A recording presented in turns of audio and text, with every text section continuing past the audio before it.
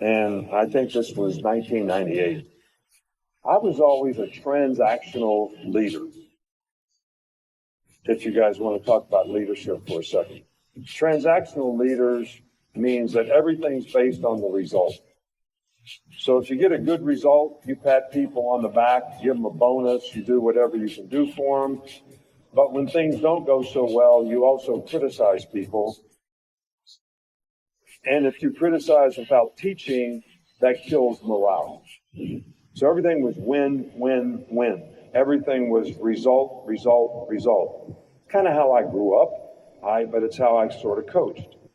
But when 1998 came around, I was the head coach at Michigan State. We were 4-5. They were talking about firing me, and we were going to play Ohio State at Ohio State in the 10th game of the year, and they were undefeated, and they had been number one since fall camp.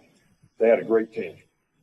So I look at the film, and I say, we got no chance to win.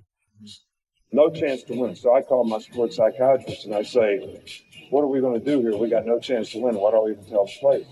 He says, well, you got to quit worrying about winning and start worrying more about what you have to do to win and focus on not the outcome, but what do you have to do to get the outcome?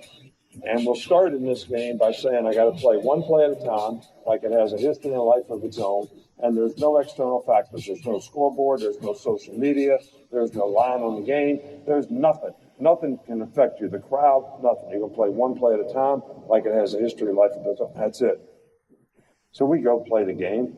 Players play. They have fun. They're not worried about winning or losing. We get behind 17-7 in the game. Nobody blinks. We come back and win the game, 28-24. Changed my whole philosophy as a leader. I became a transformational leader. Someone who set an example. Be somebody that somebody can emulate. Care enough about other people to serve them for their benefit. Not your benefit, their benefit. If you're serving them for your benefit, that's manipulation. People see right through that. So you create a vision for everyone. You care about everyone. You know, people only remember how you make them feel. That's all they remember. They don't remember what you said. They don't remember what you did. They remember how you made them feel. So to serve other people,